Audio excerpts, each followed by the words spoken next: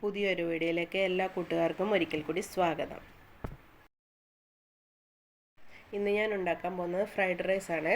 അപ്പോൾ അതിന് വേണ്ടിയിട്ട് എണ്ണ ഒഴിച്ചിട്ടുണ്ട്. അതിലേക്ക് കുറച്ച് വെളുത്തുള്ളി അരിഞ്ഞതുകൂടി ഇട്ട് കൊടുത്തിട്ടുണ്ട്. പിന്നെ കുറച്ച് ശകലം സവാളയും കൂടെ അരിഞ്ഞിട്ട് കൊടുത്തിട്ടുണ്ട്. പിന്നെ വെജിറ്റബിൾസൊക്കെ ഞാനിവിടെ കട്ട് ചെയ്ത് വെച്ചിട്ടുണ്ട്. Carrot, beans, cabbage, capsicum, spring onion ഇത്രയും നമ്മൾ കട്ട് ചെയ്ത് വെച്ചിട്ടുണ്ട്.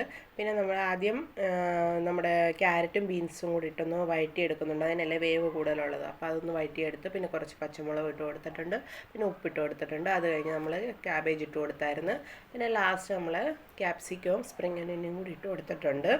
അതെല്ലാം ഒന്ന് വഴറ്റിയെടുക്കണം. ആദ്യം ഒത്തിരി ഒന്ന് വേവണ്ട, ഇച്ചിരി പച്ചയായിട്ടൊക്കെ ഇരിക്കണം. അതിലേക്ക് ഞാൻ കുറച്ച് ഗരം മസാല ഇട്ട് കൊടുത്തിട്ടുണ്ട്. കുരുമുളക് പൊടി ഇട്ട് കൊടുത്തിട്ടുണ്ട്. കുരുമുളക് പൊടിയാണ് നമ്മൾ ഏറെ ഇട്ട് കൊടുത്തത്. എരിവിന് നമ്മൾ പച്ചമുളകും കുരുമുളക് പൊടിയും മാത്രമേ ഇടുന്നുള്ളൂ.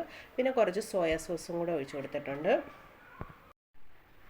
അത് നന്നായിട്ടൊന്ന് ഇളക്കിയതിന് ശേഷം ഒത്തിരി അങ്ങ് ചൂടാക്കണ്ട. നമ്മൾ സോയ സോസ് ഒഴിച്ച് കഴിഞ്ഞിട്ട് പിന്നെ നമ്മളിവിടെ അരി വേവിച്ച് വെച്ചിട്ടുണ്ട്. അരി നമ്മൾ ഒരുപാട് അങ്ങ് വേവിക്കാൻ പാടില്ല, ഒരു 50% വേവിച്ച് വെക്കണം. എന്നാലേ ഇങ്ങനെ വിട്ട് കിട്ടുകയുള്ളൂ.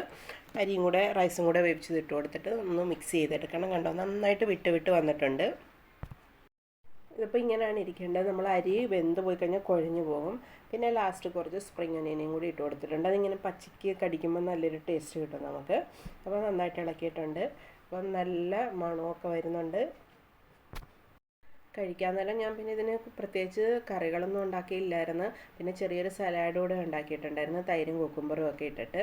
അപ്പം ഇത് പിന്നെ മസാല ചോറിൻ്റെ കൂടെ ഇവിടെ വേണം, തൈര് വേണമല്ലോ എല്ലാവർക്കും. അപ്പോൾ അതുണ്ടാക്കിയിട്ടുണ്ടായിരുന്നു. പിന്നെ കുറച്ച് കുക്കുംബറും കൂടെ കട്ട് ചെയ്ത് വെച്ചിട്ടുണ്ടായിരുന്നു. നല്ല ടേസ്റ്റായിരുന്നു കഴിക്കാനൊക്കെ കേട്ടോ. അപ്പോൾ എല്ലാവരും ഒന്ന് ട്രൈ ചെയ്ത് നോക്കണം. എല്ലാവരും ഒന്ന് സപ്പോർട്ട് ചെയ്യണേ. ബൈ.